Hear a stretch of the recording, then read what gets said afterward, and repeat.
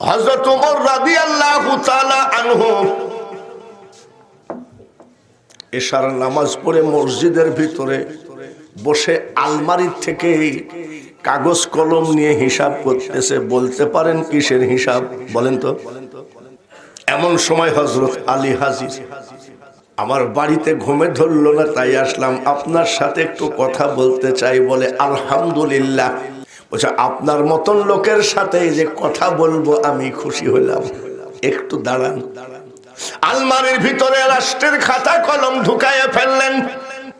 সামনে আসেন, সামনাসামনি কথা বলবে এমন সময় বাতি নিভাইয়া দিল। হযরত আলী বলে ওমর, আপনি যে বাতি নিভালেন, অন্ধকারে কথা শুনে শান্তি লাগে নাকি? হযরত ওমর বলেছিলেন ভাইজান, এটা রাষ্ট্রীয় তেল, এই তেল দিয়ে শুধু রাষ্ট্রের হিসাব করাই যাবে। আপনার আমার প্রাইভেট কথা বলার জন্য এই তেলটুকু বাজেট নয়। নবীজি বলে আলী তুমি কাঁদো, আমার চাদর গায়ে দিয়ে ঘুমায় থাকবা, মুহাম্মদ মনে করে কাফেররা তোমাকে জবাই করবে, যার জন্য কাঁদছো। বলে নাউজুবিল্লাহ। মদিনার মানুষ, জোয়ান বৃদ্ধ যুবক শিশু কিশোর ফুলের মালা নিয়ে দাঁড়ায় আছে, দয়ার নবী আসতেছে। দুঃখের সময় থাকলাম আর সুখের সময় আমি পাশে থাকতে পারলাম না, এই জন্যে আমি কাঁদছি। এক পাগল গান গাচ্ছে, আর কতদিন খেলবি খেলা, মরণ কি তোর হবে না। আমি আবার পাগলের গান টান শুনলে হারাম বলি না, চুপচাপ বসে শুনি, অন্য দিক মুখ করে থাকি। কিসের এত বাহাদুরি করো রে যুবক, কিসের টাকা পয়সার মস্তানি করো। বাংলাদেশের ফার্স্ট ক্লাস ধনী ছিল জহুরুল ইসলাম, মনে আছে? জহুরুল ইসলাম। জহুরুল ইসলাম যখন মারা গেল, পেপারে দিল বাইতুল মুকাররমের সামনে জানাজা করে। এখন তার গ্রামের বাড়ি ভাগলপুরে, লাশ নেবে কিপুর, জোরে কর, ভাগলপুরে সবাইকেই যেতে হবে। যত বড় হওলারে মানুষ তুমি, রাজা জমিদার,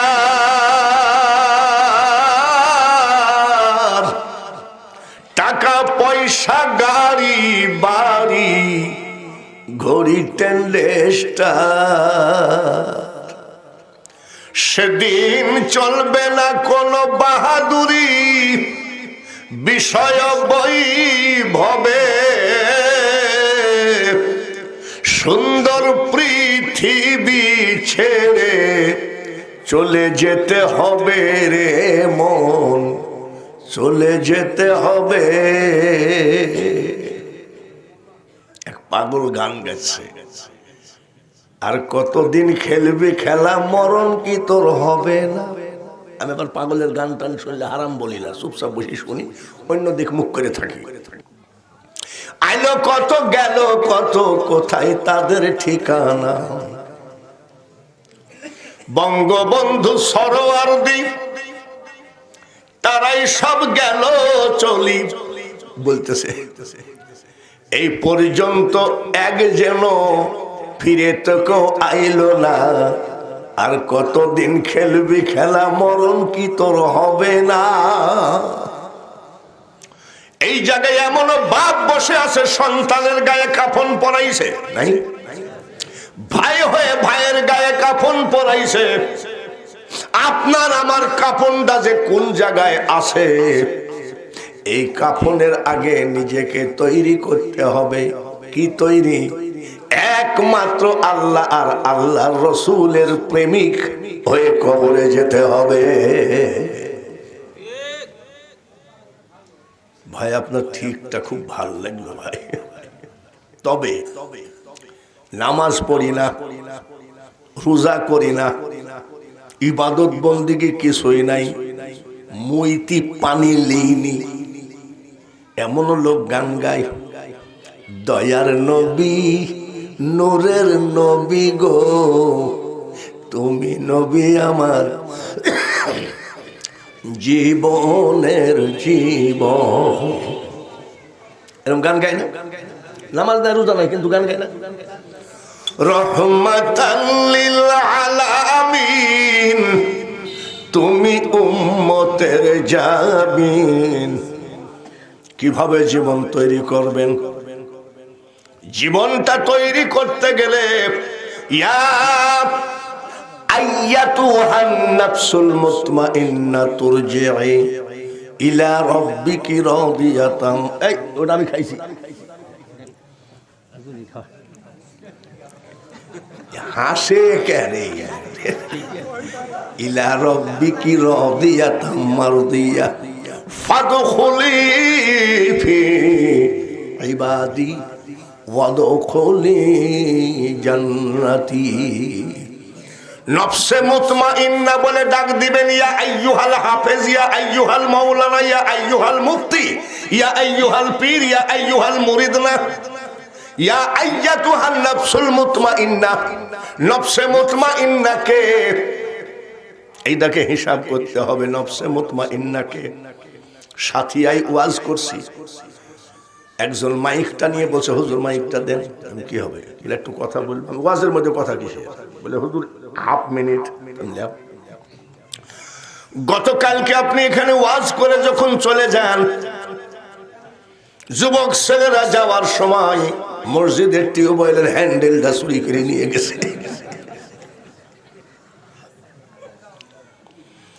কালকে শুনলাম, কালকে না কালকে শুনলাম গোরস্থানের গেট ঝালাইয়ের একটা ই আছে না, খোলা যায়, গোরস্থানের গেট চুরি করে নিয়ে গেছে। সর্বনাশ করেছে। গোরস্থানের যে গেট চুরি করে, যদি দামি কাফন হতো কবরের কাফনও থাকতো না।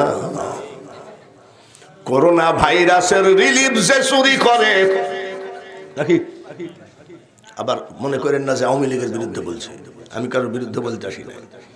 করোনা ভাইরাসের রিলিফ যে চুরি করে সে সব পারে, ঠিক কিনা? কাফনের কাপড় যদি কেউ দেয় যে এই বরাত শতকের ভিতরে 50,000 মানুষের কাফনের কাপড় দিলাম, আমার মনে হয় ওই নেতা কি কর, এটা নফসে মুতমাইন্না না, এটা পাকা আসর। কিসো নফসে মুতমাইন্না কাকে বলে? ওয়াজ করতেছে গিয়ে মোবাইলটা ভুল করে রেখে গেলাম। কেউ যদি মনে করে সর্বনাশ, এই মোবাইল কার, আল্লাহ যে গুনাহ লিখবে। চাচা আপনাকে কালকে মাহফিলে দেখছিলাম, সভাপতি এই মোবাইলটা জমা দিয়ে গেলাম, এই মোবাইলটা যার হয় তাকে দিয়ে দিয়েন। এইটাকে বলা হয় নফসে মুতমাইন্না। সে জান্নাতে যাবে, তাতে কোনো সন্দেহ নাই। চাচা মোবাইলটা নিয়ে নেন, আমার বড় ভয় লাগে, আল্লাহ গুনাহ লিখবে। আর যদি কেউ মনে করে মাল পাইছি, বাস জান্নাতের দরজা খোলা হয়ে গেল না নেওয়াতে, আর নেওয়াতে জাহান্নামের দরজা খোলা হয়ে গেল। জান্নাত জাহান্নাম বেশি দূর নয়, আমার কাছেই, আমার আমলের মধ্যেই জান্নাত আর জাহান্নাম।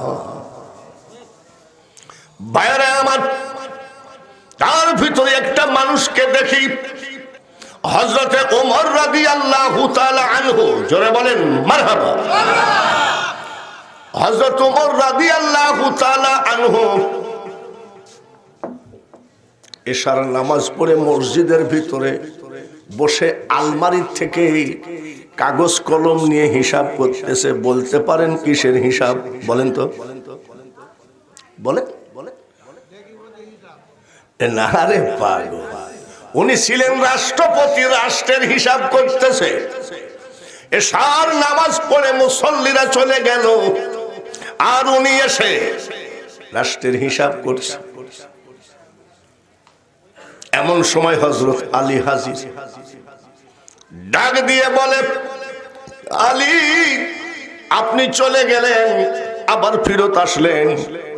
হযরত আলী বলতেছে, আমার বাড়িতে ঘুমে ধরলো না, তাই আসলাম, আপনার সাথে একটু কথা বলতে চাই। বলে, আলহামদুলিল্লাহ, খাতুনে জান্নাতের স্বামী, মারহাবা বলেন, যার টাইটেল হলো সৈয়দাতুন নিসা,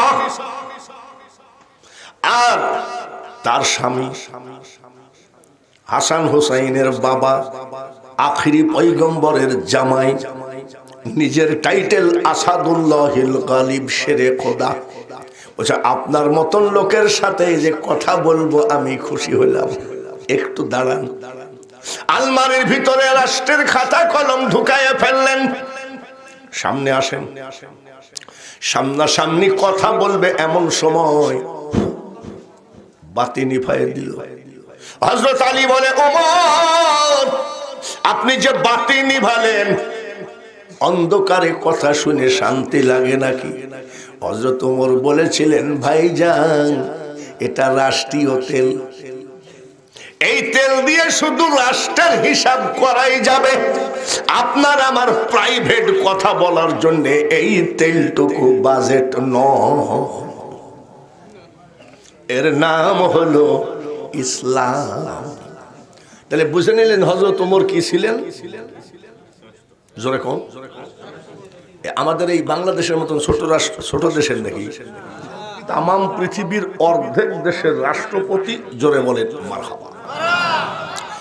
আমাদের জাতীয় সংসদ ভবন 11 তলা বিল্ডিং, বুলেট প্রুফ ছাদ, কেউ যদি জাতীয় সংসদের উপরে বোমা মারে কিছু হবে না। আর হযরত ওমর রাদিয়াল্লাহু তাআলা আনহুর সংসদ ভবন ছিল ছিঁড়া খেজুরের পাটি দিয়ে বানানো। সুখ ছিল কি ছিল না? সুখ ছিল। সুখ থাকার কারণ হলো ঈদের আগের দিন রাষ্ট্রপতির স্ত্রী ডাক দিয়ে কয়, স্বামী গো, আমাকে এবার ঈদে কিছু দেওয়া লাগবে না। আমার ছোট ছেলেটা একটা জামার জন্য কাঁদতেছিল। কেউ রাষ্ট্রপতির ছেলে কিসের জন্য কান্দে? আমাদের জামার অভাব আছে নাকি? কেউ ভাই এইবার বলছি, স্ত্রী দেখা যাক কি করা যায়। রাষ্ট্রপতি অর্থমন্ত্রীর কাছে চিঠি লিখতেছে, মাননীয় অর্থমন্ত্রী আমার সালাম নিয়েন, আশা করি মহান আল্লাহ তাআলার ইচ্ছায় ভালো আছেন। আমি রাষ্ট্রপতি বলছি, ঈদে এবার একটা টাকাও পকেটে নাই। এখানে সুবহানাল্লাহ কোন? আপনি যদি 1 মাসের বেতন আমাকে অগ্রিম দেন, তাহলে আমার ছেলেটাকে একটা জামা কিনে দিতে পারি। ইতি এই মাসে মাসে ওই টাকাটা কেটে নিয়েন। ইতি রাষ্ট্রপতি ওমর। চিঠি চলে গেল। অর্থমন্ত্রী চিঠি পড়ে হযরত ওমরকে জবাব দিচ্ছে, মাননীয় রাষ্ট্রপতি আমার সালাম নেবেন, আশা করি মহান আল্লাহ তাআলার ইচ্ছায় ভালো আছেন। আপনার চিঠি পড়ে আমি সমস্ত বিষয় অবগত হলাম, কিন্তু অতি দুঃখের ব্যাপার গো রাষ্ট্রপতি, 1 মাসের বেতন অগ্রিম দেওয়া আমার দ্বারাই সম্ভব না। তার কারণ এটা গণতন্ত্র দেশ। জনগণ আপনাকে 1 মাস রাষ্ট্রপতি রাখবে কিনা তাই বা কে জানে। এইবার আবার বলতেছে, না হয় জনগণ রাখলো, বুঝলাম, 1 মাস আপনি বাঁচবেন তাই বা কে জানে। যার জন্য আমার দ্বারা 1 মাসের বেতন অগ্রিম দেওয়া সম্ভব হলো না। ইতি অর্থমন্ত্রী। মস্তান পাঠিয়ে দিলি, পুলিশ পাঠিয়ে দিলি, তো এই টাকা নিয়ে টাকা নিয়ে চিঠি রাষ্ট্রপতির হাতে গেল। রাষ্ট্রপতি কাঁদতেছে, সুবহানাল্লাহ কোন? হযরত ওমরের স্ত্রী কয়, স্বামী গো, অর্থমন্ত্রী মনে হয় টাকা দেয় নাই, বলে না, এই জন্য আপনি কাঁদতেছেন, বলে নাউজুবিল্লাহ, ওই জন্য কাঁদছি না। বলে তাহলে কাঁদছেন কেন? বলে স্ত্রীরা, আমি ওমর রাষ্ট্রপতি, একটা যোগ্য অর্থমন্ত্রী পেয়েছি যে টাকার ব্যাপারে রাষ্ট্রপতিকেও খাতির করে না।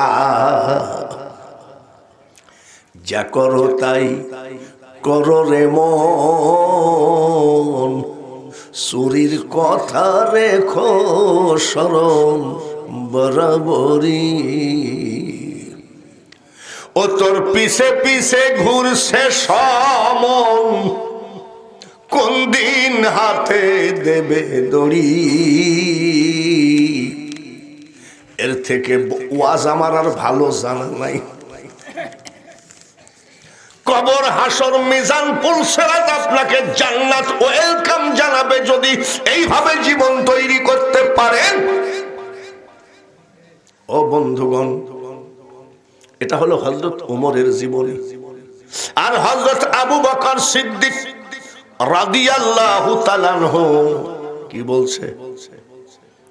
জিবরাইল এসে বলে গেলেন, নবী গো, এই রাত্রি আপনাকে হিজরতে যেতে হবে, কাফেররা এসে আপনাকে জবাই করবে, আল্লাহর হুকুম।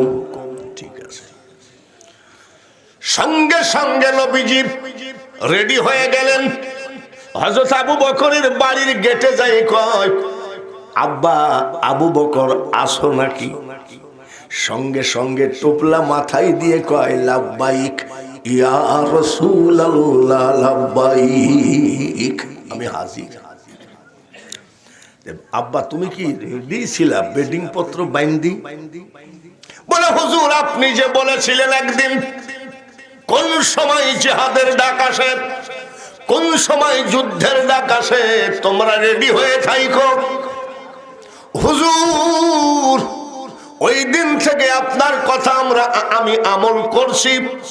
এশার নামাজ পড়ে খাওয়া দাওয়া করে বেডিংটা বেঁধে নিয়ে আমি আবু বকর আমার বাড়ির গেটে দাঁড়ায় থাকি, ফজরের আগ পর্যন্ত আমি বসি না, বসলে ঘুম আসতে পারে। তাই আমি যাতে সবার আগে আপনার ডাকে সাড়া দিতে পারি। সুবহানাল্লাহ। রাত ৩টার সময় যদি কাউকে ডাকেন, বাঙালি হুজুর একটু উঠেন তো, বলে কি পার্শ্বের বাড়িতে ডাকাতি হচ্ছে, ওদেরকে সব ধরে মারতেছে, একটু চলেন তো। বলে পাগল নাকি তুই? ও বললে তো আমার কি, যে হুজুর পার্শ্বের বেয়াদব কুরআন শরীফ আগুন ধরায় দিয়েছে, চলেন। পাগল তুই মরগা।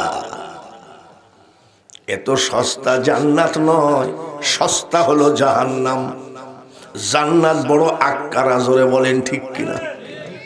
এইবার হযরত আবু বকরকে বলছে, বাবা দে তুই আমার সঙ্গে যাবি নাকি? বলে হুজুর আমি রেডি, বাড়িতে কাজ আছে, বউ অসুখ, ছেলেটার জ্বর, বেটার বোর ডেলিভারি হবে, কোনো কথা নয়। বলে আমি রেডি আছি। এ আলী শোনো, আমি আর আবু বকর চলে যাচ্ছি হিজরতে। তোমার ডিউটি হবে আমার এই চাদরটা নেও। সুবহানাল্লাহ। কোন আলীকে চাদর দান করে গেল, আলীকে নিয়েও একটু ভাইবে। এই চাদরটা নেও, আমার চাদরটা গায়ে দিয়ে চোখ মুখ ঢেকে ঘুমায়ে থাকবা।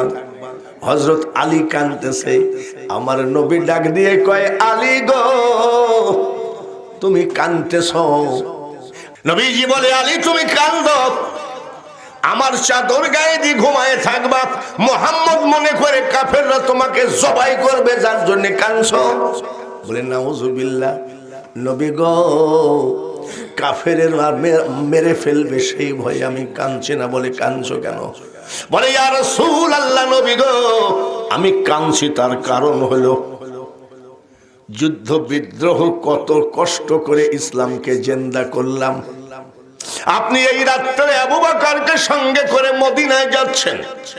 মদিনার মানুষ, জোয়ান বৃদ্ধ যুবক শিশু কিশোর ফুলের মালা নিয়ে দাঁড়ায় আছে, দয়ার নবী আসতেছে। দুঃখের সময় থাকলাম আর সুখের সময় আমি পাশে থাকতে পারলাম না, এই জন্যে আমি কাঁদছি। এই নাও চাবি, সুবহানাল্লাহ, চাবিও দিয়ে, এই নাও চাবি। কিসের?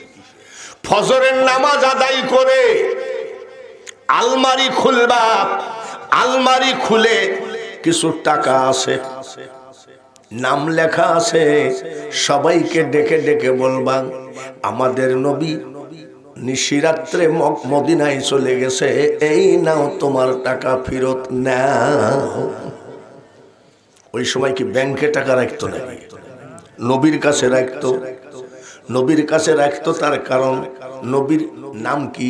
আল আমিন। আল আমিন। কাফের বেঈমানরা নবীকে মানতো না, তারপরে বলতো আল আমিন। আবু জেহেলের কাছে টাকা রাখলে টাকা থাকবে নাকি? চোরের কাছে মুরগি, কি বলে, শিয়ালের কাছে মুরগি পাহারা থাকে নাকি? সব নবীর কাছে টাকা রাখতো। নবীর একটা টাইটেল রহমাতাল লিল আলামিন, একটা টাইটেল শাফিউ আল মুজলামিন। রহমাতাল লিল আলামিন, তুমি উম্মতের জামিন, তুমি আমার নির্ধনী আর ধন দয়ার নবী, নূরের নবী গো, তুমি নবী আমার আপনের আপন।